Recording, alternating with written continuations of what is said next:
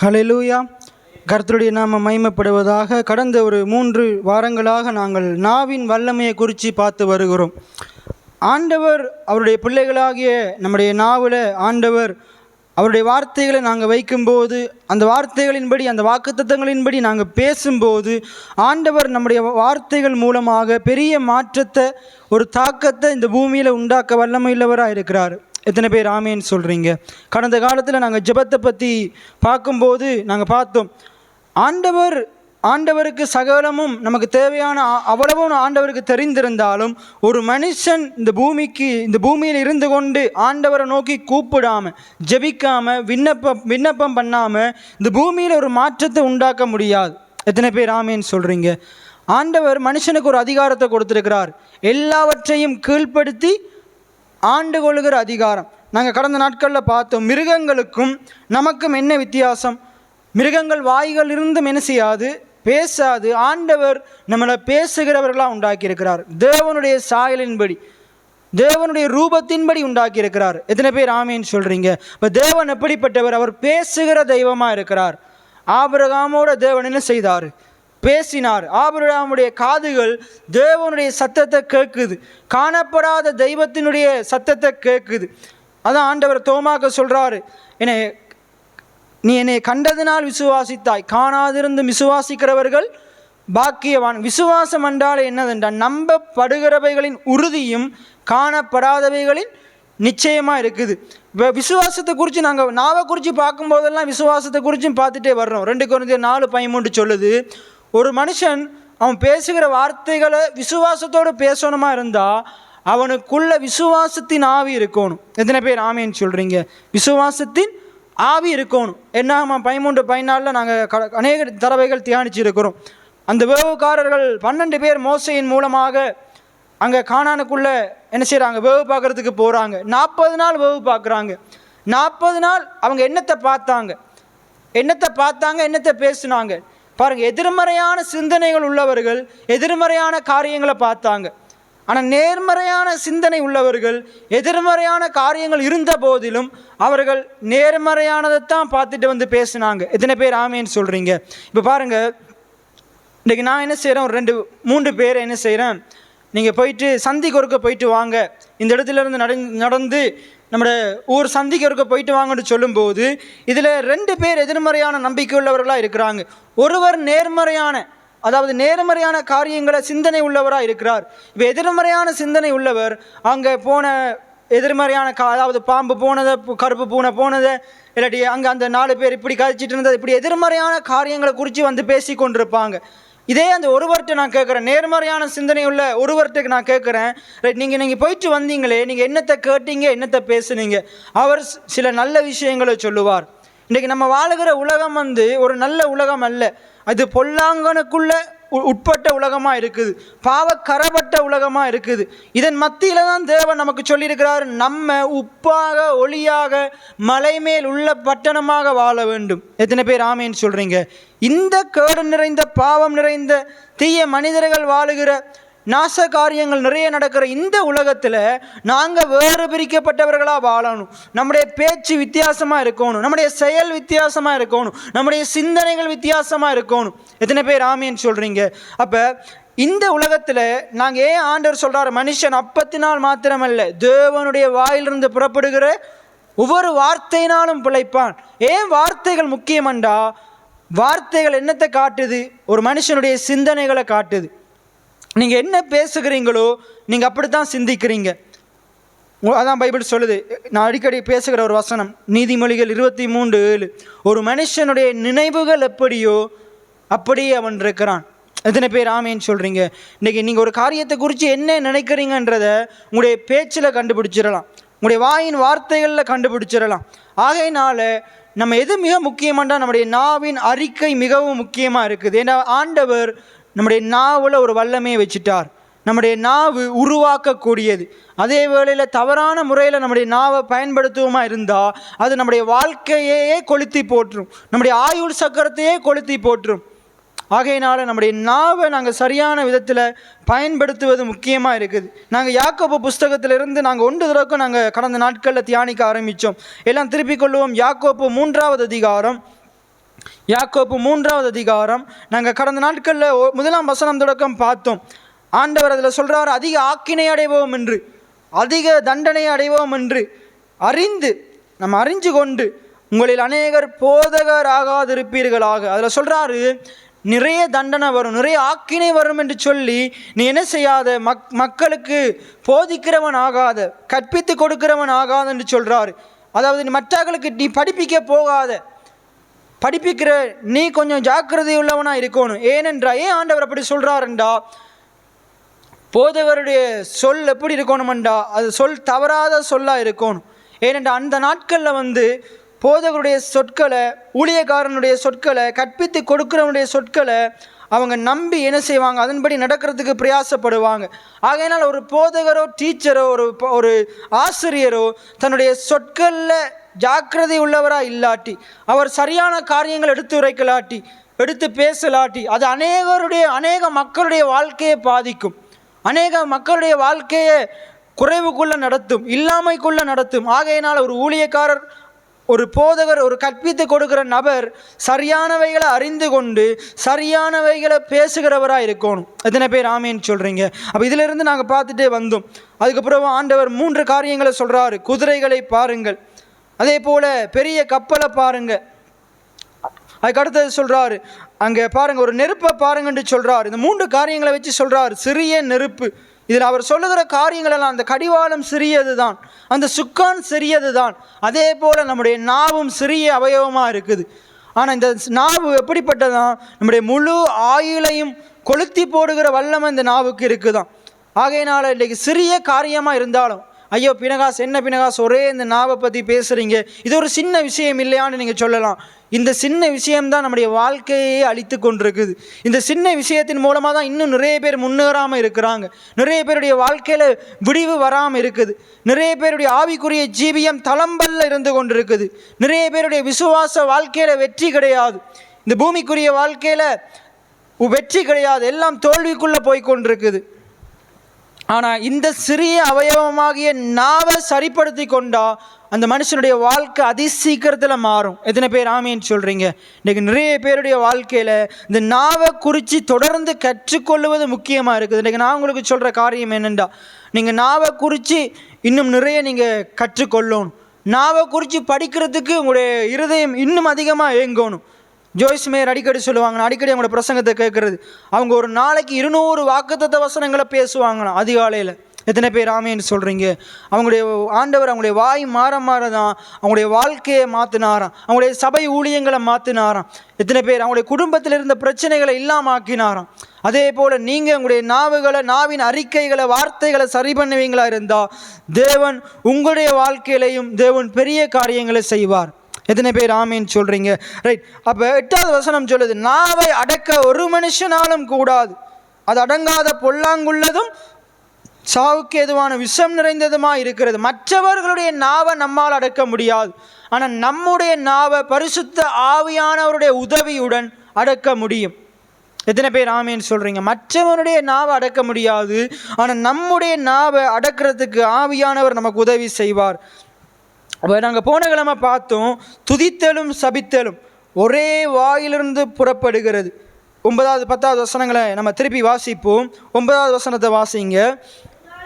அதனாலே நாம் இந்த அடங்காத பொல்லாங்குள்ளதும் சாவுக்கேதுவான விஷம் நிறைந்த இந்த வாயினால், இந்த நாவினால் நாங்கள் என்ன செய்கிறோம்? பிதாவாகிய தேவனை துதிக்கிறோம்,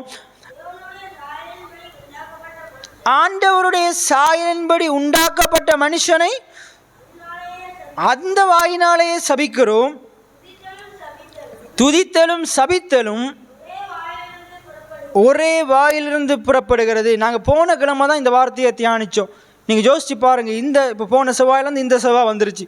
இந்த கிழமைக்கு போன செவ்வாய் இந்த பிரசங்கத்தை கேட்டும் இந்த 6 நாளைக்குள்ளே எத்தனை பேருக்கு நம்ம திட்டியிருப்போம், எத்தனை பேரை சபிச்சிருப்போம், நம்மளை சுற்றி இருக்கிற எத்தனை பொருட்களை நம்ம சபிச்சிருப்போம். நிறைய பேர் அவங்களுடைய தொழிலையே சபிச்சிருப்பாங்க, நிறைய பேர் ஏனைய மனுஷர்களை, உறவினர்களை, நண்பர்களை சபிச்சிருப்பாங்க. அப்போ இதே போல் நாங்கள் நம்முடைய சாப வார்த்தைகள், நிறைய வார்த்தைகள் நம்முடைய வாயிலிருந்து புறப்பட்டு இருக்கும். அதே வேளைகளில் நம்ம ஆலயத்தில் வர்றோம், ஆண்டவரை துதிக்கிறோம், பாட்டு படிக்கிறோம். அதே போல் வீட்டில் இருந்து கொண்டு குடும்ப ஜெபமும் பண்ணுறோம். ஆனால் பண்ணி முடியவே நம்முடைய வார்த்தைகள் மாறிடுது.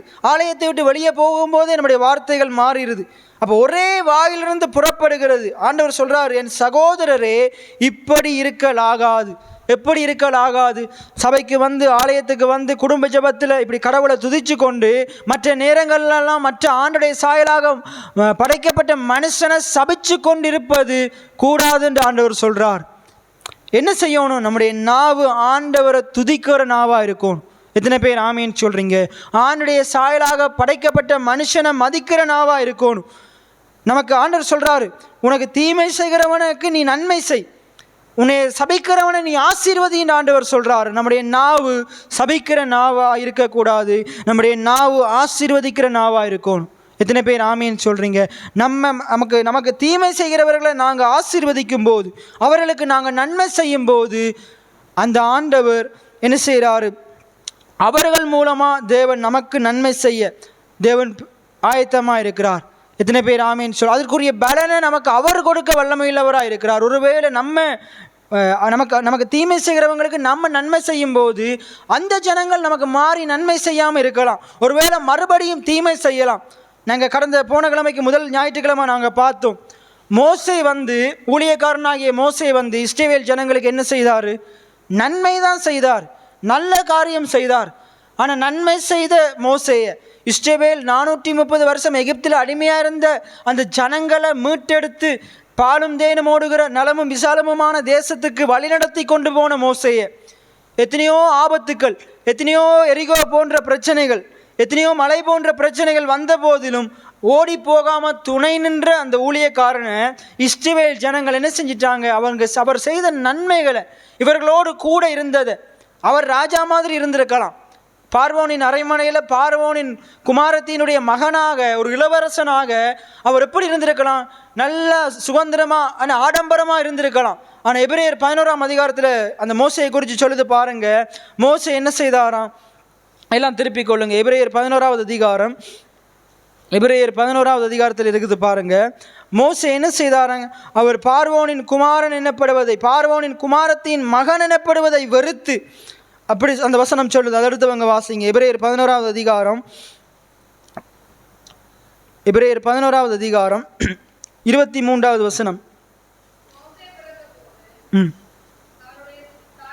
24. விசுவாசத்தினாலே மோசே தான் பெரியவன் ஆனபோது பார்வோனுடைய குமாரத்தியின் மகன் என்னப்படுவதை வெறுத்து அனித்தியமான பாவ சந்தோஷங்களை அனுபவிப்பதை பார்க்கிலும் தேவனுடைய ஜனங்களோடு துன்பத்தை அனுபவிப்பதை தெரிந்து கொண்டு இனி வரும் பலன் மேல் நோக்கமாயிருந்து எகிப்திலுள்ள பொக்கிஷங்களிலும் கிறிஸ்துவின் நிமித்தம் வரும் நிந்தையை அதிக பாக்கியம் என்று எண்ணினான். எத்தனை பேர் ஆமேன்னு சொல்றீங்க? மோசே பாருங்க, பார்வோனின் குமாரத்தினுடைய மகன் எனப்படுவதை என்ன செய்தாராம்? வெறுத்தாராம். என்னத்தை வெறுத்தாராம்? நான் பார்வோனின் குமாரத்தினுடைய மகன், நான் இளவரசன், எகிப்தின் இளவரசன், எகிப்தின் சொத்துக்களுக்கு அதிபதி, நான் பெரிய பணக்காரன், நான் பெரிய செல்வந்தன், எனக்கு வில்வித்தை தெரியும், எனக்கு அந்த மொழி தெரியும், இந்த மொழி தெரியும், எனக்கு நிறைய திறமைகள் இருக்குது, எனக்கு நிறைய பணம் இருக்குது, வெள்ளி போன்று இருக்குது, எங்களோட வீட்டில் எல்லாமே இருக்குது, ஒரு குறையும் இல்லை. இதை வெறுத்து, இப்படிப்பட்ட உயர்வுகளை வெறுத்து என்ன சொன்னார்? கர்த்தருடைய ஜனங்களோடு துன்பத்தை அனுபவிப்பதை தெரிந்து கொண்டு, மோசையை கூப்பிட்டு ஆண்டவர் திணிக்கலை, மோசையும் தெரிந்து கொண்டார். ஆண்டவருக்காக, ஆண்டவர் சொன்ன கற்பனைக்காக, ஆண்டவருடைய திட்டத்துக்காக தன்னை அர்ப்பணித்தார். எத்தனை பேர் ஆமேன்னு சொல்றீங்க? தன்னை அர்ப்பணித்தார், தெரிந்து கொண்டார். இல்லாட்டி அவர் தெரிஞ்சு கொள்ளாமல் ஆண்டவர் பிடிச்சி கொண்டு இதை செய்ய விட்டுருந்தா அவரும் சேர்ந்து இஸ்ரவேல் ஜனங்களோட புலம்பி கொண்டு தான் இருந்திருப்பார். நான் பேசாமல் இஸ்ரவேல் ஜனங்கள் என்ன சொன்னாங்க? நாங்கள் எகிப்தில் செத்திருந்தா நலமாக இருந்திருக்கும், எகிப்தில் பிரேத குழிகள் இல்லையேண்டா எங்களை அழைத்து வந்துட்டு மோசையிட்ட கேட்குறாங்க. அப்போ மோசை மாறி என்ன சொல்லியிருப்பார்? அங்கே நீ சரி எகிப்தில் எப்படி செத்திருப்ப, நான் ராஜா மாதிரி செத்திருப்பேன்டா, நானே வந்துட்டேன் அப்படின்ட்டு அவர் புலம்பிக் கொண்டு இல்லை. அந்த காரியங்களை பேசலை. எகிப்தை பற்றி அவர் பேசவே இல்லை. அவர் பின்னானவைகளை நோக்கி பார்க்கவே இல்லை. அதனால தான் புதிய ஏற்பாட்டில் ஆண்டுடைய வார்த்தை சொல்லுது, பின்னானவைகளை அல்ல முன்னானவைகளை நோக்கி பாருங்க, நாடி தேடி போங்க ஆண்டுடைய வார்த்தை சொல்லுது. எத்தனை பேர் ஆமேன்னு சொல்றீங்க? அப்போ மோசே பாருங்க முற்றும் முழுவதுமா எகிப்தில் உள்ள ஆடம்பரத்தை வெறுக்கிறார். எதற்காக வெறுக்கிறாரு? ஆண்டருடைய நோக்கம் திட்டத்துக்காக அந்த காரியங்களை வெறுக்கிறார். கர்த்தருடைய ஜனங்களோடு துன்பத்தை அனுபவிக்கிறத தெரிஞ்சு கொள்றார். அவர் இனி வரும் பலன் மேல் நோக்கமாக இருக்கிறார்.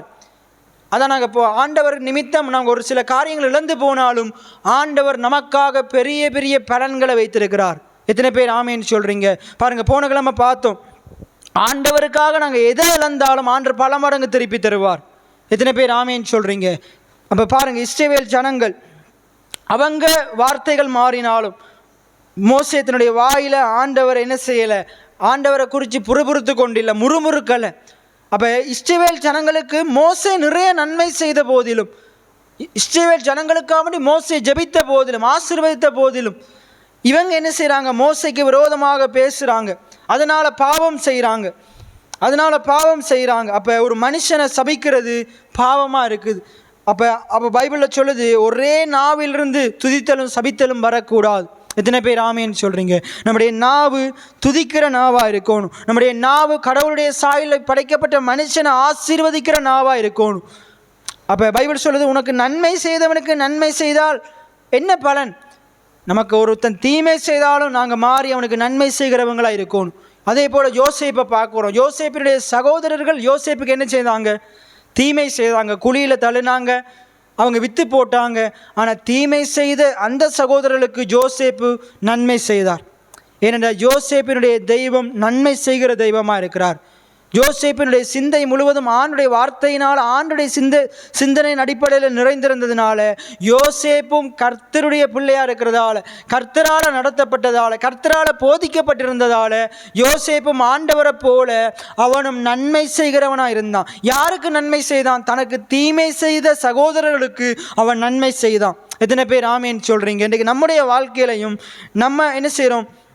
இப்படிப்பட்ட பரிசுத்தவான்களுடைய அந்த பரிசுத்தவான்களை பற்றி தியானிக்கிற நாங்களும் இவர்களை போல நமக்கு தீமை செய்கிறவர்களை நாங்கள் ஆசீர்வதிக்கிறவர்களாக இருக்கணும். நமக்கு தீமை செய்கிறவங்களுக்கு நன்மை செய்கிறவர்களாக இருக்கணும். எத்தனை பேர் ஆமேன்னு சொல்கிறீங்க? அப்போ நம்முடைய தெய்வம் அவர் நன்மை செய்கிறவராக இருக்கிறார். ஆகையினால் அவருடைய பிள்ளைகளாகிய நாங்களும் நன்மை செய்கிறவர்களாக இருக்கணும், ஆசீர்வதிக்கிறவர்களாக இருக்கணும். அப்போ இதில் சொல்லப்படுது பாருங்கள், மோசே என்ன செய்தாராம்? கிறிஸ்துவின் நிமித்தம் வரும் நிந்தையை அதிக பாக்கியம் என்று எண்ணினான். அதுக்கப்புறம் நாங்கள் திருப்பி வருவோம் யாக்கோப்பு புஸ்தகம், யாக்கோப்பு 3ஆம் அதிகாரம். அப்போ சொல்கிறார், என் சகோதரரை இப்படி இருக்கலாகாது. எப்படி இருக்கலாகாது? நம்முடைய வாய் ஆண்டவரை துதிச்சு கொண்டு ஆணுடைய சாயலாக படைக்கப்பட்ட மனுஷனை சபிச்சு கொண்டு இருக்கக்கூடாது. இன்றைக்கு உங்களுடைய வாழ்க்கையிலையும் இதுபோல இந்த இஸ்ரவேல் ஜனங்களை போல நீங்கள் எவ்வளவு நன்மை செய்தாலும் உங்களை சபிக்கிற, உங்களுக்கு எதிராக காரியங்களை நடப்பிக்கிற, குறை பேசுகிற நபர்கள் உங்களை சுற்றி நிறைய பேர் வாழலாம். ஆனால் நமக்கும் அவங்களுக்கும் வேறுபாடு இருக்கணும். நமக்கும் இந்த உலக ஜனங்களுக்கும் வேறுபாடு இருக்கணும். நாங்கள் இந்த உலகத்தின் ஜனங்களை போல நாங்களும் பேசி கொண்டிருக்கக்கூடாது. உலக சிந்தனையை போல நாங்கள் சிந்திச்சு கொண்டிருக்கக்கூடாது. ஆண்டுடைய பிள்ளைகளாகிய நாங்கள் மற்றவனை ஆசீர்வதிக்கிறவங்களாக இருக்கணும். நமக்கு தீமை செய்கிறவங்களையும் நாங்கள் ஆசீர்வதிக்கிறவங்களாக இருக்கணும். எத்தனை பேர் ஆமேன்னு சொல்கிறீங்க? அப்படி நாங்கள் ஆசீர்வதிக்கும் போது அதுக்குரிய பலனை கர்த்தர் கொடாமல் இருக்கவே மாட்டார். அதுக்குரிய பலனை ஆண்டவர் பல மடங்கு நமக்கு தருவார். எத்தனை பேர் ஆமேன்னு சொல்கிறீங்க? இப்போ அதுக்கு அடுத்த வசனத்துக்கு வருவோம். ஒரே ஊற்றுக்கண்ணில் இருந்து தித்திப்பும் கசப்புமான தண்ணீர் சுரக்குமா? என் சகோதரரே, அத்திமரம் ஒலிவ பழங்களையும் திராட்சை செடி அத்திப்பழங்களையும் கொடுக்குமா? அப்படியே உவர்ப்பான நீரூற்று தித்திப்பான ஜலத்தை கொடுக்க மாட்டாது. உங்களில் ஞானியும் விவேகியுமாக இருக்கிறவனவனோ அவன் ஞானத்திற்குரிய சாந்தத்தோடே தன் கிரியைகளை நல்ல நடக்கையினாலே காண்பிக்க கடவன். உங்கள் இருதயத்திலே கசப்பான வைராக்கியத்தையும் விரோதத்தையும் வைத்தீர்களானால் நீங்கள் பெருமை பாராட்டாதிருங்கள். சத்தியத்துக்கு விரோதமாய் பொய் சொல்லாமலும் இருங்கள். இப்படிப்பட்ட ஞானம் பரத்திலிருந்து இறங்கி வருகிற ஞானமாய் இராமல் லௌகீக சம்பந்தமான ஜென்ம சுபாவத்துக்குரிய பேய்த்தனத்துக்கு அடுத்ததுமாய் இருக்கிறது. அதுக்கடுத்து சொல்லுது பாருங்க, வைராக்கியமும் விரோதமும் எங்கே உண்டோ அங்கே கலகமும் சகல செய்கைகளும் உண்டு. பரத்திலிருந்து வருகிற ஞானமே முதலாவது சுத்தமுள்ளதாயும் பின்பு சமாதானம் சாந்தமும் இணக்கமும் உள்ளதாயும் இரக்கத்தாலும் நற்கனிகளினாலும் நிறைந்ததாயும் பட்சபாதம் இல்லாததாயும் மாயமற்றதாயும் இருக்கிறது.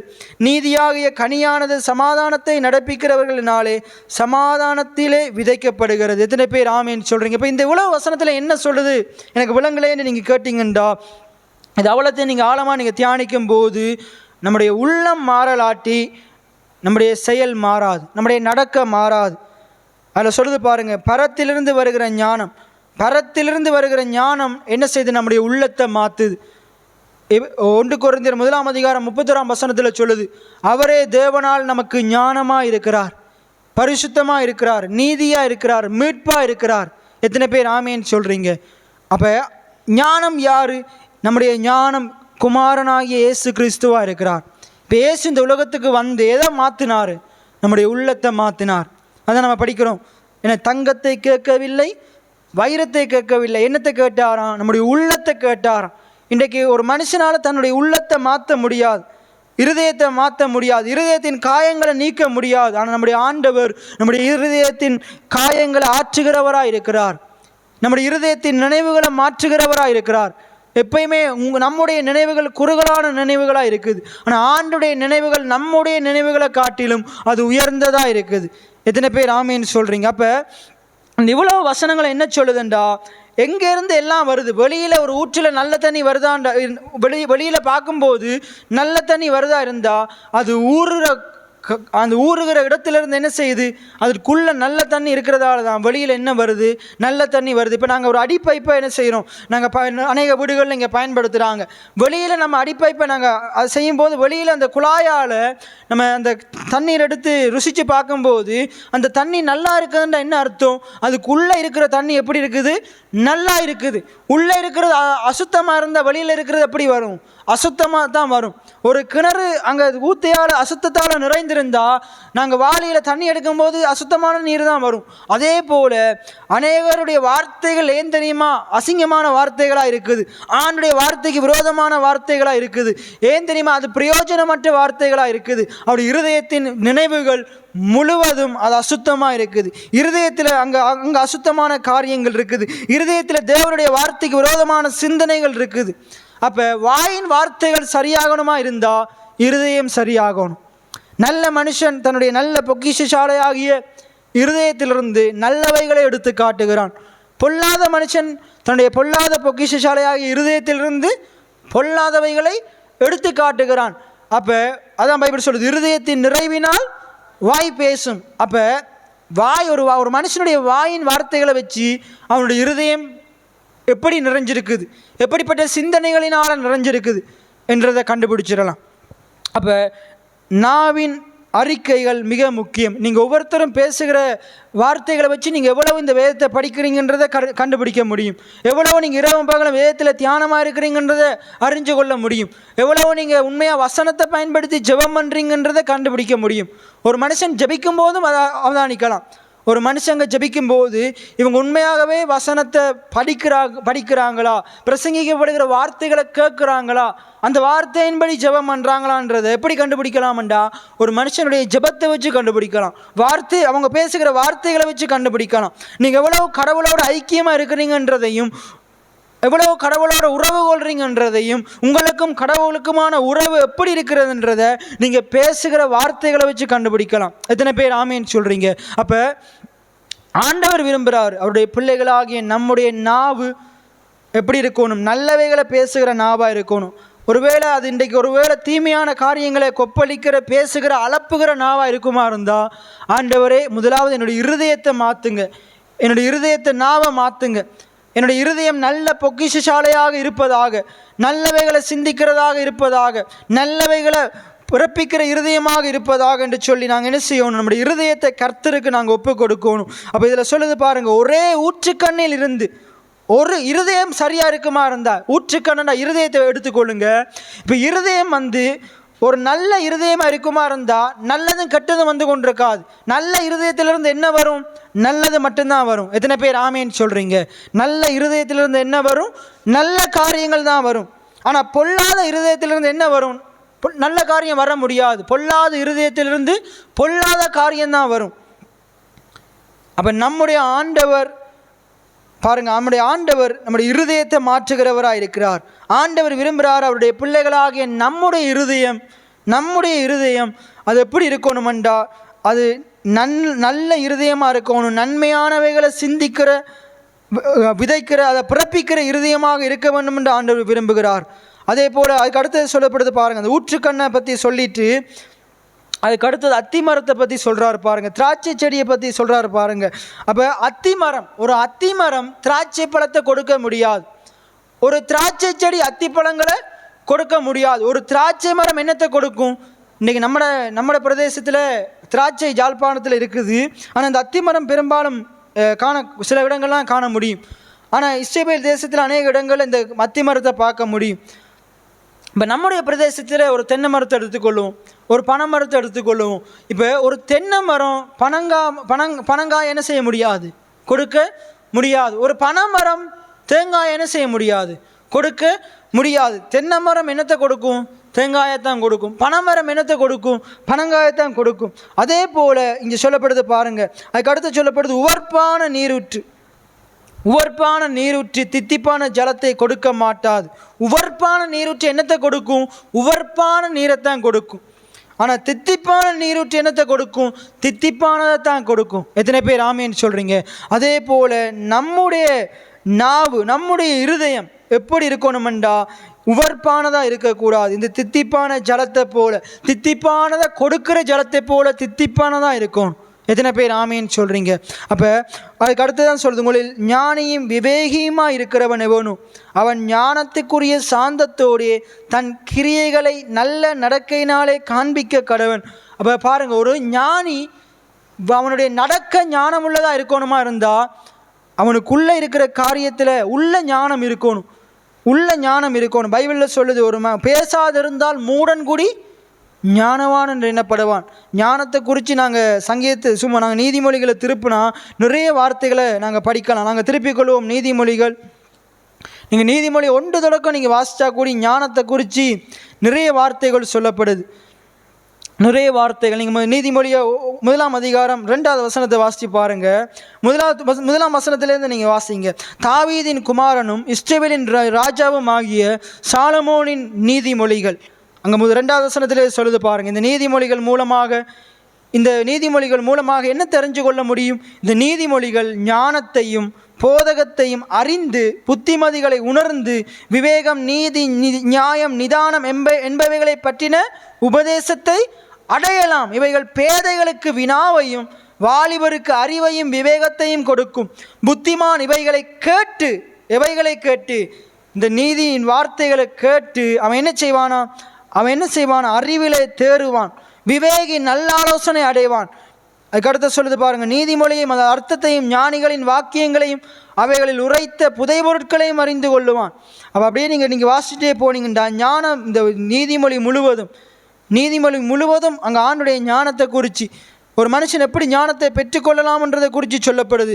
விசேஷமாக சொல்லப்போனால் ஆண்டுடைய வார்த்தையே ஞானமாக இருக்குது. 2ஆம் அதிகாரம் 10வது வசனத்தை பாருங்கள். ஒருவர் வாசிங்க. 2ஆம் அதிகாரம் 10வது வசனம்.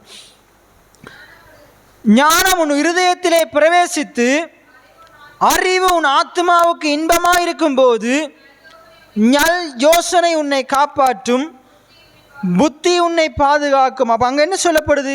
ஞானம் நம்முடைய இருதயத்தில் பிரவேசிக்கணுமா? எது ஞானம்? ஆண்டருடைய வார்த்தை ஞானமாக இருக்குது. எத்தனை பேர் ஆமேன்னு சொல்கிறீங்க? அப்போ அதுக்கு அடுத்து நீங்கள் 2ஆம் அதிகாரத்தை நீங்கள் வாசித்து பாருங்கள். 1ஆம் வசனத்திலிருந்து 3ஆம் அதிகாரம் 1வது வசனம்.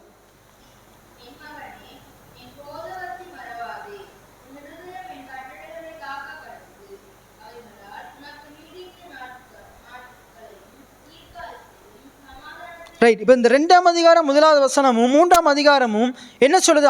ஞானம்ண்டா என்னண்டா ஆண்டுடைய வார்த்தை தான் ஞானம். நீங்கள் அப்படியே 3ஆம் அதிகாரத்தில் 19ஆம் வசனத்தை வாசித்து பாருங்கள். கர்த்தர் ஞானத்தினாலே பூமியை அஸ்திபாரப்படுத்தி புத்தியினாலே வானங்களை ஸ்தாபித்தார். அப்போ அங்கே என்ன சொல்லப்படுது? கர்த்தர் ஞானத்தினாலே என்ற வார்த்தையினாலே பூமியை அஸ்திபாரப்படுத்தி. அப்போ ஞானமும் வார்த்தைக்கு ஒப்பிடப்படுது. அப்போ இன்றைக்கு நம்முடைய வாழ்க்கையில் நாங்கள் ஆண்டுடைய வார்த்தையை கேட்க கேட்க கேட்க ஆண்டவர் நம்மளை என்ன செய்கிறார்? அவருடைய ஞானத்தினால நிரப்புகிறார்.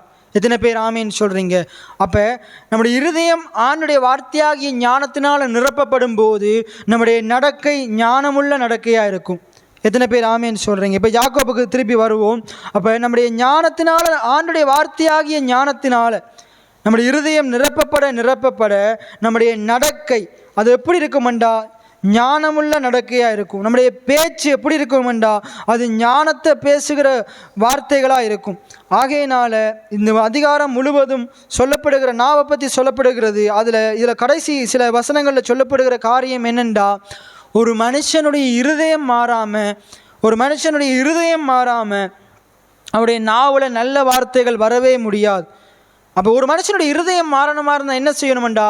அந்த மனுஷன் தன்னுடைய நாவினால் நல்ல வார்த்தைகளை பேசணும், ஆண்டவருடைய வாக்குத்தத்தங்களை பேசணும், ஆண்டுடைய வார்த்தைகளை தொடர்ந்து பேசிக்கொண்டே இருக்கணும்.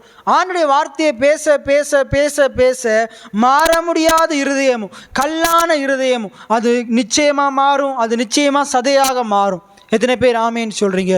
ஆகையினால் ஆண்டுடைய வார்த்தையை உங்களுடைய வாயில் வைங்க. அந்த வாயில் தொடர்ந்து வைத்து அதே பேசி கொண்டிருப்பீங்களா இருந்தால் நிச்சயமாக இருதயம் மாறும். இருதயம் மாறினா உங்களுடைய இருதயத்தின் நினைவுகள் மாறும். இருதயத்தின் நினைவுகள் மாறினா உங்களுடைய ஒட்டுமொத்த வாழ்க்கையும் மாறும். எத்தனை பேர் ஆமேன்னு சொல்கிறீங்க? அப்போ ஆண்டவர் நம்முடைய நாவை அவர் என்ன செய்கிறார்? நம்முடைய நாவை மாற்றுறதுக்கு நம்முடைய இருதயத்தில் என்ன செய்கிறார்? முதலாவது ஒரு மாற்றத்தை ஏற்படுத்துகிறார். ஆண்டவர் விரும்புகிறார் அவருடைய பிள்ளைகளாகிய நம்முடைய இருதயம் நல்ல பொக்கிஷசாலையாக இருக்க வேண்டும். எல்லாம் சொல்லுங்கள், என்னுடைய இருதயம் நல்ல பொக்கிஷசாலையாக இருக்க வேண்டும். எத்தனை பேர் ஆமேன்னு சொல்கிறீங்க? நல்ல பொக்கிஷசாலையாக இருக்க வேண்டும். நல்ல மனுஷன் தன் இருதயமாகிய நல்ல பொக்கிஷசாலையிலிருந்து நல்லவைகளை எடுத்து காட்டுகிறான். இன்றைக்கு உங்களுடைய இருதயம் எப்படிப்பட்ட இருதயமாக இருக்குது? உங்களுடைய இருதயம் எப்படிப்பட்ட பொக்கிஷசாலையாக இருக்குதுன்றதை நாங்கள் ஒவ்வொருத்தரும் ஆராய்ந்து பார்க்க வேண்டியது அவசியமாக இருக்குது. ரைட், இப்போ நாங்கள் திருப்பி வருவோம். நீதிமொழிகள் 18வது அதிகாரம் 18ஆம் அதிகாரம் 20-21 வசனம். அவனவன் வாயின் பலனால் அவனவன் வயிறு நிரம்பும், அவனவன் உதடுகளின் விளைவினால் அவனவன். ஆண்டவர் சொல்றார், அவனவன் வாயின் பலனால் அவனவன் வயிறு நிரம்பும், அவனவன் உதடுகளின் விளைவினால் அவனவன் திருப்தியாவான். இன்றைக்கு நான் பேச போகிற காரியம் இயேசு, நம்முடைய ஆண்டவராகி இயேசு கிறிஸ்துவை பார்க்க போகிறோம்.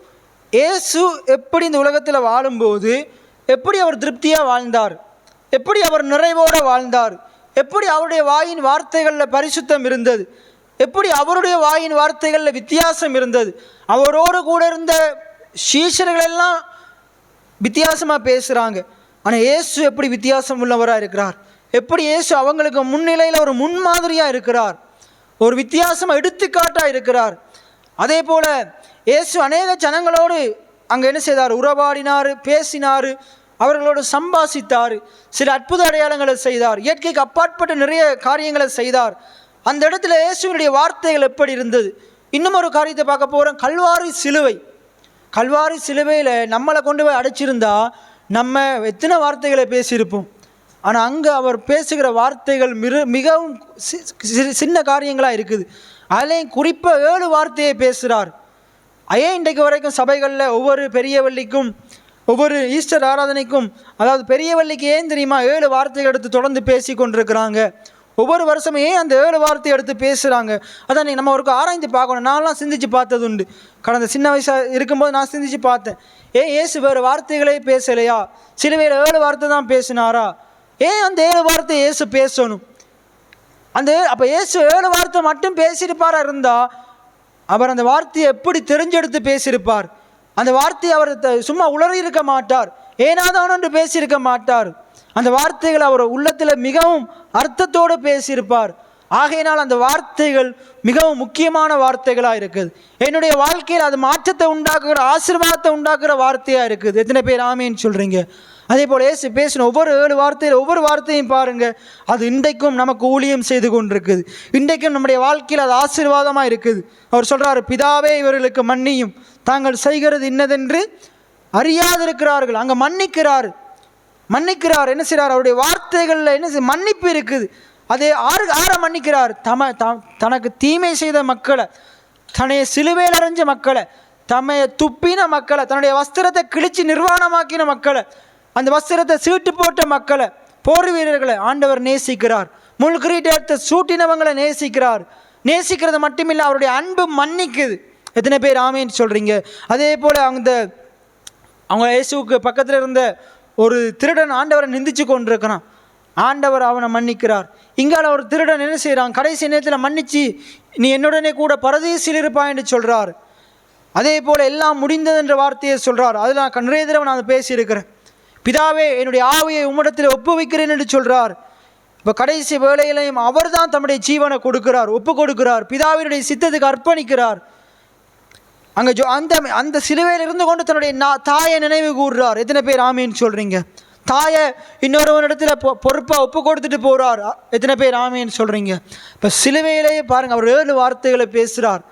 அப்போ அதே போல் இயேசு உலகத்தில் வாழ்ந்த நாட்களையும் தாறுமாறாக பேசலை, வீண் வார்த்தைகள் அளப்பலை. அவருடைய வார்த்தைகளில் ஞானம் இருந்தது, அவருடைய வார்த்தைகளில் வித்தியாசம் இருந்தது. எத்தனை பேர் ஆமேன்னு சொல்கிறீங்க? இயேசு வாழ்ந்த நாட்களில் அவர் வாழ்ந்த உலகம் நல்ல உலகம் கிடையாது. அது ரோமர்களுடைய ஆளுகைக்கு உட்பட்ட உலகமாக இருக்குது. பாவத்தினால் நிறைந்த உலகமாக இருந்தது. ரோமர்கள் எப்படிப்பட்டவர்கள் என்றால், இன்றைக்கு நாங்கள் என்ன செய்கிறோம்? நம்முடைய கிரவுண்ட்ஸில் நம்முடைய இந்த கிராமத்தில் இருக்கிற வாலிபர்கள் வாலிபால் விளையாடும்போது, கிரிக்கெட் விளையாடும்போது நாங்கள் தூரத்திலிருந்து பார்க்குறோம். ரோமர்கள் எப்படிப்பட்டவங்கண்டா, 2 மனுஷங்க அடித்து சாகும் வரைக்கும் இருந்து பார்த்துட்டே இருப்பாங்களாம். ஒருத்தங்க என்ன செய்கிறாங்க? சண்டை போட விட்டுட்டு மாறி மாறி அடித்து ஒருத்தன் சாக மட்டும் இருந்தா விளையாட்டு ரோமர்களுடைய விளையாட்டில் ஒன்று தான் அப்படிப்பட்ட விளையாட்டு. இப்படிப்பட்ட கொடுமையான ரோமர்கள் வாழ்ந்த உலகத்தில் தான் இயேசு வாழ்ந்தார். ஒருவன் பகைக்கிற அந்த உலகத்தில் தான் இயேசு வாழ்ந்தார். அதன் மத்தியில் இயேசு வித்தியாசம் உள்ளவராக இருந்தார். எத்தனை பேர் ஆமீன்னு சொல்கிறீங்க? இயேசு தீமை செய்கிறவனையும் நேசிக்கிறவராக இருந்தார். எத்தனை பேர் ஆமீன்னு சொல்கிறீங்க? மன்னிக்கிறவராக இருந்தார். இன்றைக்கி நாங்களும் இந்த உலகத்தில் அப்படி வாழும்படிக்குத்தான் ஆண்டவர் நம்மளை தேடி வந்தார், நம்மளை தெரிந்து கொண்டார், நம்மளை அவரை போல மாற்றினார். இன்றைக்கும் அவருடைய வார்த்தைகளை நமக்கு போதித்து கொண்டே இருக்கிறார். எத்தனை பேர் ஆமேன்னு சொல்கிறீங்க? அப்போ அவனவன் வாயின் பலனால் அவனவன் வயிறு நிரம்பும். அப்போ இயேசு வாழ்ந்த நாட்களில் எப்படி அவர் நிறைவோடு வாழ்ந்தார் என்றால், அவருடைய வாயின் வார்த்தைகளினால் அவர் இந்த பூமியில் நிறைவாக வாழ்ந்தார். இயேசுவினுடைய வாயின் வார்த்தைகளில் தேவனுடைய வார்த்தை இருந்தது. எத்தனை பேர் ஆமேன்னு சொல்கிறீங்களா? சொல்லுங்கள். இயேசுவினுடைய வாயின் வார்த்தையில் தேவனுடைய வார்த்தை இருந்தது, பிதாவின் சித்தம் இருந்தது, பிதாவின் திட்டம் இருந்தது. எத்தனை பேர் ஆமேன்னு சொல்கிறீங்க? அவர் சொல்கிறாரு, ஆண்டவரே நான் ஜெபிக்கிறதுக்கு முன்னுக்கே அவர் சொல்கிறார், என்னுடைய சத்தத்துக்கு எப்பொழுதும் உடைய செவிகள் திறந்த வண்ணமாக இருக்கிறது. நான் பிதாவின் சித்தம் எதுவோ அதையே இந்த உலகத்தில் செய்ய வந்தேன். அந்த கெத்செமனே தோட்டத்தில் சொல்கிறார், ஆகிலும் என்னுடைய சித்தத்தின்படி அல்ல உம்முடைய சித்தத்தின்படி எனக்கு ஆக கடவுள். இயேசு இந்த உலகத்தில் வாழ்ந்த நாட்களில் பிதாவின் சித்தத்தை தான் பேசினார், பிதாவின் சித்தத்தை தான் செய்தார். எத்தனை பேர் ஆமேன்னு சொல்கிறீங்க? அப்போ நம்ம இந்த பூமியில் வாழ்கிற நாட்களில் இந்த வேதத்தில் உள்ள பிதாவின் சித்தத்தை தான் பேசணும், பிதாவின் சித்தத்தின்படி தான் செய்யணும். எத்தனை பேர் ஆமேன்னு சொல்கிறீங்க? அப்போ நம்முடைய வாயின் பலனால் தான் நம்ம என்ன செய்ய முடியும்? நிறைவாக வாழ முடியும். நம்முடைய உதடுகளின் விளைவினால தான் நாங்கள் திருப்தியாக இருக்க முடியும். இயேசு வாழ்ந்த நாட்களில் அவர் திருப்தியாக தான் இருந்தார், அவர் நிறைவோடு தான் இருந்தார், அவருக்கு ஒரு குறையுமே இல்லை. அவர் அநேக ஜனங்களோடு கூட ஒரு மலையில் இருந்து கொண்டு அவங்களுக்கு போதனை பண்ணி கொண்டிருக்கிறார். மத்தேயு 5, 6, 7 அந்த அதிகாரத்தை நீங்கள் திரும்பி வாசிச்சிங்கண்டா, அந்த ஜனங்களுக்கு பசி வந்துருச்சு, சீஷர்களுக்கும் பசி வந்துருச்சு. அங்கே பார்த்தீங்கண்டா சீஷர்கள பையில் 200 ரூபா 200 காசு தான் இருக்குது. அப்போ அங்கே ஒரு குறைவு வந்துருச்சு. இப்போ இயேசுவின் இடத்துல ஒன்றுமே இல்லை, ஆனால் இயேசுவின் இடத்துல ஒன்று இருக்குது. ஒன்றுமே இல்லாமல் இருந்தாலும் இல்லாதவைகளை இருக்கிற விதமாக அழைக்கிற விசுவாசம் இருந்தது. விசுவாச வார்த்தைகளோட இருதயத்தில் இருந்தது. எத்தனை பேர் ஆமேன்னு சொல்கிறீங்க? விசுவாச வார்த்தைகள் இயேசுவோட பொக்கெட்டில் ஒன்றும் இல்லை, ஆனால் அவருடைய இருதயத்தில் எல்லாத்தையும் இல்லாதவைகளை இருக்கிற விதமாக அழைக்கிற வார்த்தை இருந்தது, விசுவாசம் இருந்தது. தேவன் நான் விசுவாச வார்த்தைகளை வாயை திறந்து சொன்னால் ஆண்டவர் கொண்டு வருவார் என்ற விசுவாசம் அவருக்குள்ளே இருந்தது. எத்தனை பேர் ஆமேன்னு சொல்கிறீங்க? எத்தனை பேர் ஆமேன்னு சொல்கிறீங்க? பிதாவின் சித்தம் என்னண்டா, குறைவோடு இருக்கிற ஜனங்களை, பசியோடு இருக்கிற ஜனங்களை நிறைவாக்குவது, போஷிப்பதே பிதாவின் சித்தம் என்பதை அறிஞ்சிருந்தார். அதனால தான் ஜனங்களுக்கு பசியாக இருக்கும்போது, தேவை பெருகும்போது அவர் பிதாவை நோக்கி கூப்பிடுறார், வானத்தை அண்ணாந்து பார்க்குறார். நான் ஜெபத்தை குறித்து பேசும்போது முதலாவது கிழமையை பேசினேன். நாங்கள் என்ன செய்யணும்? பரத்தை நோக்கி பார்க்கணும். அந்த பரம் எப்படி இருக்குது? நமக்கு நன்மையானவைகளை கொடுக்கிறதா இருக்குது. எத்தனை பேர் ஆமேன்னு சொல்கிறீங்க? தேவனுடைய ராஜ்யம் எப்படிப்பட்டதாக இருக்குது? நமக்கு நன்மையானவைகளை கொடுக்கிறதா இருக்குது. எத்தனை பேர் ஆமேன்னு சொல்கிறீங்க? அப்போ பரத்திலிருந்து நமக்கு ஒத்தாசையை தேவன் அனுப்புகிறவராக இருக்கிறார். அப்போ இயேசு அதன் மத்தியில் என்ன செய்தார்? அந்த 5 அப்பத்தையும் 2 மீனையும் எடுத்து வானத்தை அண்ணாந்து பார்த்தார். எத்தனை பேர் ஆமேன்னு சொல்கிறீங்க? வானத்தை அண்ணாந்து பார்த்தார். அதுக்கப்புறம் பைபிள் சொல்லுது அதை ஆசீர்வதித்தார். அதுக்கப்புறம் தான் பிட்டு சீஷர்களுக்கு கொடுக்கிறார். அப்போ என்ன செய்கிறார்? ஆசீர்வதிக்கிறார். அந்த குறைவை அவர் என்ன செய்கிறார்? இது நிறைவாகும்படி ஆசீர்வதிக்கிறார், பெருகும்படி ஆசீர்வதிக்கிறார். எதனால் ஆசீர்வதித்திருப்பார்? சுருவம் போட்டிருப்பாரா? அப்பத்துக்கு மேலே சுருவமாக போட்டிருப்பார். சீஷர்களை மண்டையில் சுருவமாக, அது சுருவம் போடலை, வாயால் ஆசீர்வதிக்கிறார். பெருக கடவுள் ஆசீர்வதிக்கிறார். இதை பிட்டு சீஷர்களுக்கு கொடுக்கும்போதே சொல்கிறார், இதை நீ கொடு பெருகுமென்று வாயால் சொல்கிறார், நீ கொடு பெருகுமென்று சொல்கிறார். அப்போ அவன் என்ன சொல்லியிருப்பாங்க? அவங்களும் எடுத்து பிற்கும்போது இயேசு சொன்னபடி என்ன செஞ்சுருப்பாங்க? அதை ஆசீர்வதிச்சிருப்பாங்க. நான் அந்த அப்பத்தை ஆசீர்வதிக்கிறேன், அதை ஆசீர்வதித்து கொடுத்துருப்பாங்க. அப்போ அதை கொடுக்க கொடுக்க அது பெருகி கொண்டே இருக்குது. கொடுக்கும்போது அவருடைய வாயின் வார்த்தை மிகவும் முக்கியம். இன்றைக்கு அதே போல் தான் நீங்கள் கொடுக்கும்போதும் ஆண்டவருக்கென்று எதை கொடுத்தாலும், அதே போல் ஆண்டவர் சொல்லி நீங்கள் ஒரு ஏழை எளிய ஜனங்களுக்கு, குறைவோடு இருக்கிறவனுக்கு எதை கொடுத்தாலும் நீங்கள் கொடுக்கறது முக்கியம் இல்லை. கொடுக்கும்போது உங்களுடைய இருதயம் எப்படி இருக்குது? உங்களுடைய வார்த்தைகள் எப்படி இருக்குது? கொடுத்த புறவு உங்களுடைய இருதயம் எப்படி இருக்குது? உங்களுடைய வார்த்தைகள் எப்படி இருக்குது? நிறைய பேர் கொடுப்பாங்க, கொடுத்த பிறகு அவங்களுடைய இருதயமும் வாயின் வார்த்தைகளும் அது தாறுமாறாக போகிறதுனால, ஐயோ ஒருவேளை குறைவாக கொடுத்துருக்கலாமோ, ஏன் கொடுத்தனோ தெரியல, எனக்கு இந்த காரியம் இப்படியே மாறி பேசுகிறதால அவங்க கடைசியாக பேசுகிற வார்த்தையின்படி அவங்களுடைய வாழ்க்கை கொடுத்ததுக்கே பலன் இல்லாமல் போயிடுது. ஆனால் இயேசு கொடுக்கும்போது பெருக கடவுள்னு சொல்லி தான் கொடுத்துருப்பார், அவருடைய ஆசீர்வதிச்சு தான் கொடுத்துருப்பார். எத்தனை பேர் ஆமேன்னு சொல்கிறீங்க? எத்தனை பேர் ஆமேன்னு சொல்கிறீங்க? அப்போ வாயின் பலனால் தான் என்ன செய்ய முடியும்? நிறைவாக வாழ முடியும். வாயின் விளைவினால் தான் திருப்தியாக இருக்க முடியும். அப்போ உங்களுடைய வாழ்க்கையில் ஒரு நிறைவு தேவையா? உங்களுடைய வாழ்க்கையில் ஒரு திருப்தி தேவையா? நீங்கள் என்ன செய்யணும்? உங்களுடைய வாயின் வார்த்தைகளை நம்ம சரிப்படுத்தி கொள்ள வேண்டும். குறைவை பார்த்து நிறைவை பேச பழகணும், இல்லாமையை பார்த்து நிறைவை பேச பழகணும். ஏனென்றால் நம்முடைய ஆண்டவர் எப்படிப்பட்டவர்? இல்லாதவைகளை இருக்கிற விதமாக அழைக்கிற தெய்வமாக இருக்கிறார். இருக்கிறது 5 அப்பம் 2 மீன். ஆனால் அவர் 5000 பேருக்கு கொடுக்கத்தக்கதாக இல்லாத அப்பத்தையும் இல்லாத மீனையும் அவர் என்ன செய்கிறார்? பரத்தை நோக்கி பார்த்து அழைக்கிறார். ஆண்டவர் அழைக்கும் போது பரத்தில் இருக்கிற பிதாவானவர் தன்னுடைய குமாரனுடைய ஜெபத்தை கேட்டு, குமாரன் கேட்டு அந்த பூமியில் இல்லாத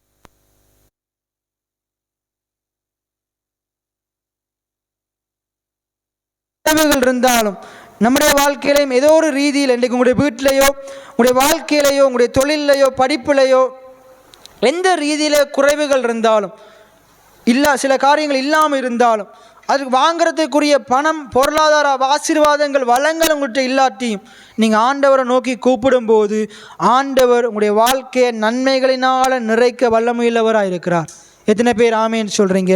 இல்லாதவைகளை இருக்கிற விதமாக அழைக்கிற தேவனுடைய பிள்ளைகளாகிய நாங்களும் ஆண்டவரை விசுவாசித்து, தேவனை விசுவாசித்து, இல்லாதவைகளை இருக்கிற விதமாக அழைக்க பழகி கொள்ள வேண்டும். எத்தனை பேர் ஆமேன்னு சொல்கிறீங்க? எல்லாம் சொல்லுங்கள். நான் இல்லாதவைகளை இருக்கிற விதமாய் அழைக்கிற தேவனுடைய பிள்ளையாக இருக்கிறேன். நான் இல்லாதவைகளை இருக்கிற விதமாய் அழைக்கிற தேவனுடைய பிள்ளையாக இருக்கிறேன். எத்தனை பேர் ஆமேன்னு சொல்கிறீங்க? அப்போ நீங்கள் இல்லாதவைகளை இருக்கிற விதமாக இயேசுவின் நாமத்தினால் அழைத்தா பிதாவானவர் நிச்சயமாக கொடுப்பார். எத்தனை பேர் ஆமேன்னு சொல்கிறீங்க? ரைட். அப்போ அதில் சொல்லுது பாருங்கள், அவனவன் வாயின் பலனால் அவனவன் வயிறு நிரம்பும். ஆகையினால நம்முடைய நாவு ஆசீர்வாதத்தை பேசணும், நம்முடைய நாவு சுகத்தை பேசணும், நம்முடைய நாவு வளமான வாழ்க்கையை பேசணும், நம்முடைய நாவு நிறைவை பேசணும், நம்முடைய நாவு வெற்றியை பேசணும், நம்முடைய நாவு நேர்மறையான காரியங்களை பேசணும், நம்முடைய நாவு வாக்குத்தத்தத்தின் அடிப்படையில் விசுவாசித்து தொடர்ந்து எப்படி பேசணும்? வாக்குத்தத்தங்களை பேசிக்கொண்டே இருக்கணும், வெற்றியான காரியங்களை பேசிக்கொண்டே இருக்கணும். எது நமக்கு தேவையோ அதை இயேசுவின் நாமத்தினால உண்டாகும்படியாக அழைத்து கொண்டே இருக்கணும். எத்தனை பேர் ஆமேன்னு சொல்கிறீங்க? இப்படிப்பட்ட காரியங்களை நம்முடைய நாவு பேசுமா இருந்தால் நம்ம பேசுகிறபடியே நம்முடைய வாழ்க்கையில் ஆசீர்வாதம், சுகம், பலமான வாழ்க்கை, நிறைவு, வெற்றி எல்லாம் நம்முடைய வாழ்க்கையில் வரும். எத்தனை பேர் ஆமேன்னு சொல்கிறீங்க? இதை விட்டுட்டு குறைவு, பஞ்சம், தரித்திரம் இல்லாமல் நோவு, பலவீனங்களை பேசி கொண்டிருப்போமா இருந்தால் அதுதான் வரும். அப்படிப்பட்ட காரியம்தான் வரும். அதனால தான் ஆண்டவர் என்ன சொல்கிறாரு? ஆண்டவர் சொல்கிறாரு, சுகவீனன் பலவீனன் தன்னை பலவான் என்று சொல்வானாக. எத்தனை பேர் ஆமேன்னு சொல்கிறீங்க? பலவீனன் எப்படி சொல்லணுமா? தன்னை பலவான் என்று சொல்வானாக ஆண்டுடைய வார்த்தை சொல்லுது. அப்போ நம்ம என்னத்தை பேசுகிறோம்ன்றது மிகவும் முக்கியம். நம்ம என்னத்தை பேசுகிறோமோ அதன் அடிப்படையில் நம்முடைய வாழ்க்கை நிறைவடைய போகுது. நம்ம என்னத்தை பேசுகிறோமோ அதன் அடிப்படையில் நம்முடைய வாழ்க்கை திருப்தியாக போகுது. எத்தனை பேர் ஆமேன்னு சொல்கிறீங்க? எல்லாம் சொல்லுங்கள், நான் என்னத்தை பேசுகிறேனோ அதுதான் என் வாழ்க்கையில் நடக்க போகுது. அதுதான் மாற்கு 11:23 சொல்லுது, அவன் சொல்லுகிறபடி அவனுக்கு ஆக கடவுதெல்லாம் சொல்லுங்கள், நான் சொல்லுகிறபடி எனக்கு ஆகும். அப்போ நம்ம என்னத்தை சொல்லணும்? நம்ம தேவனுடைய வார்த்தையின்படி சொல்லுகிறவங்களாக இருக்கணும். எல்லாம் சொல்லுங்கள், நான் தேவனுடைய வார்த்தையின்படி வாக்குத்தத்தங்களின்படி சொல்லுகிறவனாக இருக்க வேண்டும். எத்தனை பேர் ஆமேன்னு சொல்கிறீங்க? மலையை பார்த்து பெயர்ந்து போண்டு ஆண்டுடைய வார்த்தை சொல்லுது, பிரச்சனையை பார்த்து பெயர்ந்து போண்டு ஆண்டுடைய வார்த்தை சொல்லுது. நீ அப்படித்தான் நம்முடைய நாவு சொல்லணும். பெரிய பர்வதமே எம்மாத்திரம் என்று சொல்லி ஆணுடைய வார்த்தை சொல்லுது. அப்போ என்ன சொல்லணும்? பெரிய பர்வதமே நீ எனக்கு எம்மாத்திரம் என்று சொல்லணும். நான் தேவனுடைய பிள்ளையாக இருக்கிறேன், எனக்கு முன்னுக்கு நீ ஒன்றும் இல்லாமல் சம தரையாவா என்று சொல்லணும். எத்தனை பேர் ஆமேன்னு சொல்கிறீங்க? அப்போ அதே போல் நம்முடைய வாழ்க்கையில் இப்படிப்பட்ட பெரிய பிரச்சனைகள் இருக்குது, பெரிய நிந்தையான காரியங்கள் இருக்குது. இதை பார்த்து பட்டு போகும்படி சொல்லணும், இல்லாமல் போகும்படி சொல்லணும், கடலில் நடப்படும்படி சொல்லணும். இது ஆண்டவர் திருப்பி திருப்பி பேசுகிறாரு பாருங்க, திருப்பி திருப்பி ஆண்டவர் பேசுகிறார். அப்போ ஆண்டவருடைய வார்த்தை நமக்கு நிறைய காரியங்களை கற்றுத்தருது, நிறைய காரியங்களை கற்றுத்தருது. விசேஷமாக நாவை குறித்து ஆண்டவர் நிறைய இடங்களில் போதிச்சு கொண்டே இருக்கிறார். அப்போ நான் உங்களுக்கு சொல்கிற காரியம் என்னென்றா, உங்களுடைய இருதயம் மாறணுமெண்டா உங்களுடைய வாயின் வார்த்தை மாறணும். உங்களுடைய வாயின் வார்த்தை மாறணுமெண்டா ஆண்டுடைய வார்த்தை தேவை. ஆண்டுடைய வார்த்தையை கேட்க கேட்க அதை உங்களுடைய வாயில் வைக்க வைக்க அந்த வாயின் வார்த்தைகள் ஆண்டுடைய வார்த்தையை பேச பேச உங்களுடைய இருதயம் மாறும். இருதயம் மாறுச்சா இருந்தால் உங்களுடைய வாழ்க்கையை ஆண்டவர் அவருடைய வார்த்தையின் அடிப்படையில் மாற்றுவார். எத்தனை பேர் ஆமேன்னு சொல்கிறீங்க? அப்போ நம்முடைய வார்த்தைகள் மிகவும் முக்கியமான காரியமாக இருக்குது. சங்கீதம் 33ஆம் அதிகாரம் 6வது வசனத்தை நாங்கள் கடைசியாக திருப்பிக் கொள்வோம். சங்கீதம் 33வது அதிகாரம் 6வது வசனம், கர்த்தருடைய வார்த்தையினால் வானங்களும் அவருடைய வாயின் சுவாசத்தினால். அப்போ எல்லாமே ஆண்டவர் எப்படி உண்டாக்கினாராம்? அவருடைய வாயின் வார்த்தைகளினால் உண்டாக்கினாராம். எல்லாம் சொல்லுங்க, வாயின் வார்த்தைகளினால் உண்டாக்கினாராம். ஆண்டவர் பாருங்க, ஆதியாகமம் 1:1 நாங்கள் வாசிக்கும் போது, ஆதியிலே தேவன் வானத்தையும் பூமியையும் எப்படி உண்டாக்கினார்? எப்படி உண்டாக்கினார்? வாயின் வார்த்தைகளால் உண்டாக்கினார். தேவன் உண்டாக்குறதுக்கு முன்னுக்கு வானமும் இல்லை, பூமியும் இல்லை. ஆனால் எப்படி உண்டாக்கினார்? வாயின் வார்த்தைகளினால் உண்டாக்கினார். இன்றைக்கு நான் சொல்கிறேன், இந்த இடத்துல குறைவான ஜனங்கள் இருக்கலாம், ஆனால் ஆண்டவர் இந்த இடத்துல உண்டாகும்படி செய்வார். சபை நிரம்பி வழியும்படி செய்வார். இன்றைக்கு இந்த சபையில் நிறைய நம்முடைய இந்த சபைக்கு செய்ய வேண்டிய காரியங்கள், நம்ம செய்ய வேண்டிய வாங்க வேண்டிய பொருட்கள் நிறைய இருக்குது. நம்முடைய தேவைகள் 1000 இருக்குது. ஆனால் நான் சொல்கிறேன், நம்முடைய தேவைகளை சந்திக்கிற ஆண்டவர் இருக்கிறார். அவர் இந்த தேவைகளை அற்புத விதமாக சந்திப்பார். நம்ம நினைக்கிறத விட வேண்டுவதை விட ஆண்டவர் அதிகமாக தருவார். எத்தனை பேர் ஆமேன்னு சொல்கிறீங்க? அப்போ இப்படித்தான் பேசணும். ஐயோ ஒருத்தருமே இல்லையே, ஒருத்தருமே வரலையே, இது இப்படியே 10 வருஷமாக இப்படியே கிடக்குதே, இப்படி பேசக்கூடாது. இப்படி பேசினா இப்படியே தான் இருக்க போகுது. ஆனால் நம்ம மாற்றத்திற்கான வார்த்தைகளை பேசும்போது நம்முடைய ஆண்டவர் மாற்றத்தை உண்டு பண்ண வல்லமையுள்ளவராக இருக்கிறார். இப்போ நீங்கள் உங்களோட வீட்டுக்கு போங்க, என்ன உங்களுக்கு வேண்டுமோ அதை ஆண்டவர் தருவார்னு பேசுங்க. ஆண்டவர் நிச்சயமாக தருவார். சொல்லுங்கள், அதி சீக்கிரத்தில் நீங்கும் இந்த லேசான உபத்திரவம். என்னுடைய வீட்டில் இருக்கிற குறைவுகள் அதி சீக்கிரத்தில் நீங்கும். என்னுடைய சபையில் இருக்கிற குறைவுகள் அதி சீக்கிரத்தில் நீங்கும். எத்தனை பேர் ஆமேன்னு சொல்கிறீங்க? எங்கே குறைவு இருக்கோ அதை பற்றி பேசாதீங்க, அதை பார்த்து பேசுங்க. அதை நிறைய தடவை நான் சொல்லியிருக்கிறேன். அதை பற்றி பேசி கொண்டிருக்காதீங்க, அதை பார்த்து பேசிக்கொண்டே இருங்க. தேவன் பரத்திலிருந்து அந்த காரியங்களை பார்த்து பரத்திலிருந்து உங்களுக்குரிய பதிலை கொண்டு வந்து தர வல்லமையுள்ளவராக இருக்கிறார். எத்தனை பேர் ஆமேன்னு சொல்கிறீங்க? அப்போ நாவு மிகவும் முக்கியம். நான் திருப்பியும் சொல்கிறேன், நாவு மிகவும் முக்கியம். உங்களுடைய நாவு மாறினா உங்களுடைய வாழ்க்கை மாறும். ஆண்டவர் ஒவ்வொருத்தருடைய நாவலையும் வல்லமையை வச்சிருக்கிறார். உங்களுடைய நாவல் அதிகாரத்தை வச்சிருக்கிறார். உங்களுடைய நாவின் வார்த்தைகள்ல அதிகாரம் இருக்குது, வல்லமை இருக்குது. நீங்க சொன்ன ஆகும், நீங்க கட்டளையிட்டா நிற்கும். எத்தனை பேர் ஆமேன்னு சொல்றீங்க? ஜோசுவா ஆண்டவரை நோக்கி பார்க்குறான். யுத்த காலத்தில் ஆண்டவர் என்ன செய்கிறாரு?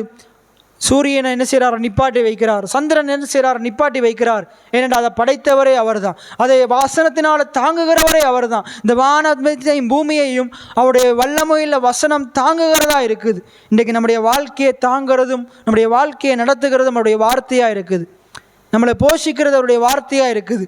அந்த வார்த்தை அதை நம்ம வாயில் வைக்கும்போது அது நம்முடைய சகல தேவைகளையும் சந்திக்க வல்லமையில்தான் இருக்குது. தேவனுடைய வார்த்தை வெறுமனை தேவைகளை சந்திக்கிறது மட்டுமில்லை, அது என்ன செய்யுது? ஆண்டுடைய வார்த்தை நம்முடைய வாழ்க்கையில் இருக்கிற பிரச்சனைகளை, குறைவுகளை இல்லாமாக்க வல்லமையில்தான் இருக்குது. எத்தனை பேர் ஆமேன்னு சொல்கிறீங்க? அப்போ அதில் சொல்லப்படுது பாருங்க, அவனவன் தன் தன் வாயின் பலனால் திருப்தி அடைவான், அவனவன் உதடுகளின் விளைவினால் அவனவன் திருப்தி ஆவான், அவனுடைய வயிறு நிரம்பும். அதே போல் கீழே சொல்லுது, மரணமும் ஜீவனும் நாவின் அதிகாரத்தில் இருக்குது. அதுக்கு அடுத்த வசனம் சொல்லுது, அதில் பிரியப்படுகிறவன் ஒரு மனுஷன் ஒரு வார்த்தையை பேசுகிறானா இருந்தால் என்ன அர்த்தம்ண்டா, அவன் பேசுகிற வார்த்தையில் அவனுக்கு ஆசை இருக்குது, விருப்பம் இருக்குது. அப்போ விரும்பி பேசுகிறான்.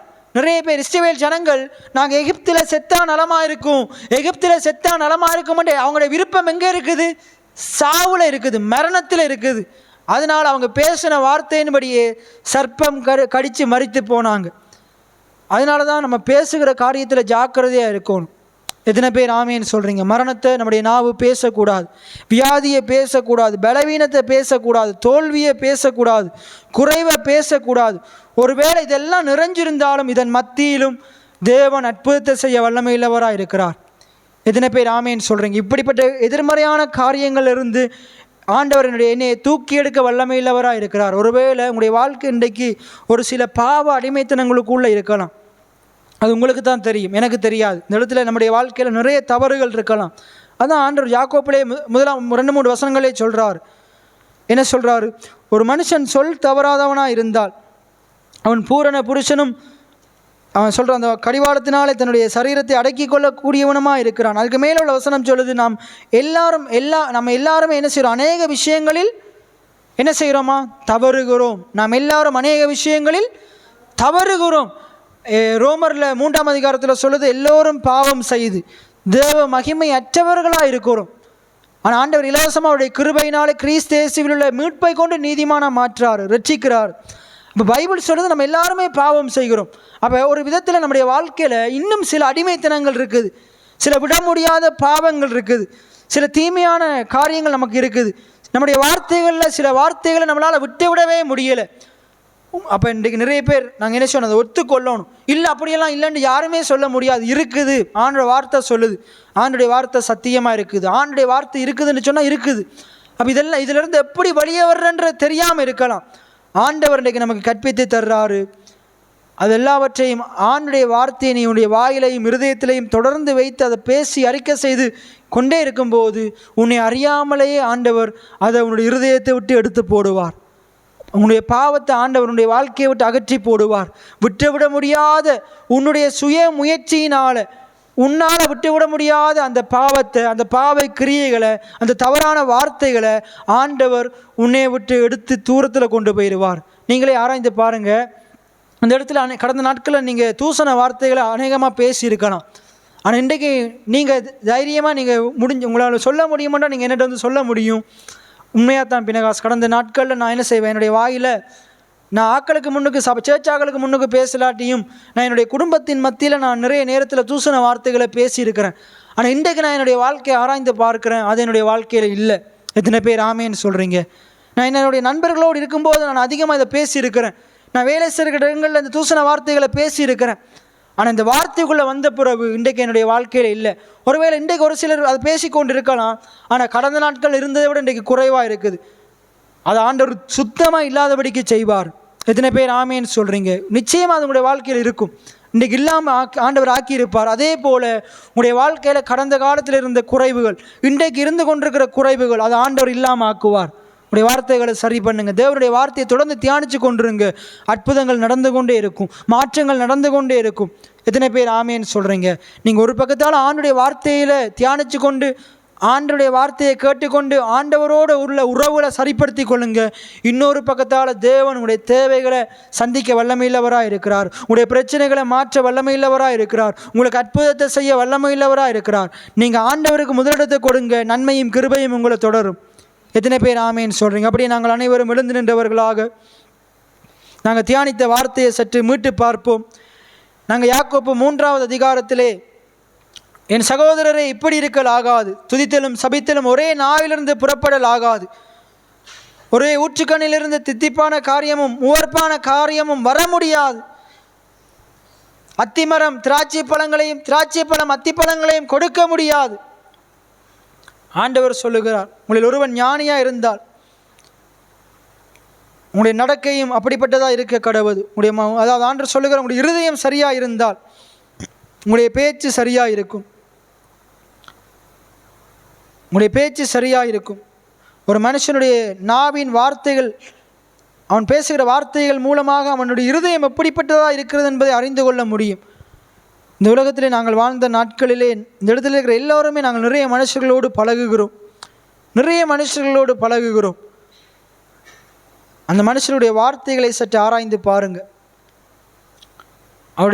அந்த மனுஷனுடைய வார்த்தைகள் மூலமாக அவருடைய இருதயம் எப்படி இருக்கிறது என்பதை நாங்கள் அறிந்து கொள்ள முடியும். 1000 மனுஷர்கள் இப்படிப்பட்டதாக இருந்தாலும் நம்முடைய ஆண்டவர் நல்லவராக இருக்கிறார். இன்றைக்கி ஆண்டவர் நல்லவர் என்று எப்படி நாங்கள் இன்றைக்கி தைரியமாக சொல்லுகிறோம்? கர்த்தர் நல்லவராக இருக்கிறார் என்று எப்படி தைரியமாக சொல்கிறோம்? எப்படி தைரியமாக பிரசங்கம் பண்ணுறேன்? ஏனென்றால் அவருடைய வார்த்தைகள் மூலமாக அவர் எவ்வளவு நல்லவர் என்பதை அவர் வெளிப்படுத்தி இருக்கிறார். அவருடைய இந்த ஜீவனுள்ள இந்த வார்த்தை, இந்த வேதாகமும் அவர் எவ்வளவு நல்லவர் என்பதை பிரதிபலிக்குது, எவ்வளவு வல்லவர் என்பதை பிரதிபலிக்குது. அவர் சொன்னதை செய்கிறவராக இருக்கிறார் என்பதை பிரதிபலிக்குது. தேவரீர் சகலவற்றையும் செய்ய வல்லவர் என்று அவருடைய வார்த்தை பிரதிபலிக்குது. இன்றைக்கு ஒரு மனுஷனுடைய வார்த்தை அவனுக்குள்ள என்ன இருக்குது என்பதை பிரதிபலிக்கும். இன்றைக்கி உங்களுடைய வார்த்தைகள் எப்படிப்பட்டதாக இருக்குது என்று சற்று ஆராய்ந்து பாருங்கள். என்னுடைய வார்த்தைகள் எனக்குள்ளே இருக்கிற காரியத்தை பிரதிபலிக்குதா? எனக்குள்ள நல்ல காரியம்தான் இருக்குதா? நான் என்னத்தை பேசி கொண்டிருக்கிறேன்? நான் எதை பிரதிபலித்து கொண்டிருக்கிறேன்? என்னுடைய வார்த்தைகள் எனக்குள்ளே இருக்கிற இயேசுவை பிரதிபலிக்குதா, இல்லை எனக்குள்ளே இருக்கிற பாவ காரியங்களை பிரதிபலிக்குதா, எனக்குள்ளே இருக்கிற பிசாசின் கிரியைகளை பிரதிபலிக்குதா? ஆண்டவர் விரும்புகிறார் நம்முடைய வாயின் வார்த்தைகள் நமக்குள்ளே இருக்கிற மகிமையின் நம்பிக்கையாக நமக்குள்ளே இருக்கிற, நமக்காக கல்வாரி சிலுவையில் பாடுபட்டு மரித்து உயிர்த்தெழுந்து யாவற்றையும் செய்து முடித்த இயேசுவை பிரதிபலிக்கணும். அவருடைய அன்பை பிரதிபலிக்கணும். அதை பிரதிபலிக்கணும் என்று தான் ஆண்டவர் விரும்புகிறார். நாங்கள் இயேசுவை பிரதிபலிக்கிறவங்களாக இருக்கணும். நமக்குள்ள இருக்கிற ஆண்டுடைய வார்த்தையை வாக்குத்தத்தத்தை பிரதிபலிக்கிறவர்களாக இருக்கணும். இந்த உலக பிரகாரமான காரியங்களே அல்ல. நாங்கள் எல்லாரும் சேர்ந்து நம்முடைய இருதயத்தை ஆண்டவருக்கு ஒப்பு கொடுப்போம். ஆண்டவரே, என்னுடைய இருதயத்தை நான் நமக்கு அர்ப்பணிக்கிறேன் சுவாமி. என்னுடைய இருதயம் நல்ல வார்த்தைகளினால் நிரம்பின நல்ல பொக்கிஷசாலையாக இருப்பதாக. என்னுடைய இருதயம் நல்ல வார்த்தைகளினால் நிரம்பின நல்ல பொக்கிஷசாலையாக இருப்பதாக. எல்லாம் உங்களுடைய இருதயத்தை பார்த்து சொல்லுங்கள். என்னுடைய இருதயம் நல்ல வார்த்தைகளினால் நிரம்பின நல்ல பொக்கிஷசாலையாக இருப்பதாக. என்னுடைய இருதயம் நல்ல வார்த்தைகளினால் நிரம்பின நல்ல பொக்கிஷசாலையாக இருப்பதாக. பொக்கிஷசாலையாக இருப்பதாக. நல்லவைகளை பேசுகிறதா இருப்பதாக. என்னுடைய நாவு நல்ல வார்த்தைகளை வசனிப்பதாக சுவாமி, வசனிப்பதாக. என்னுடைய இருதயத்தை உமக்கு தருகிறேன், என்னுடைய நாவை உமக்கு தருகிறேன்.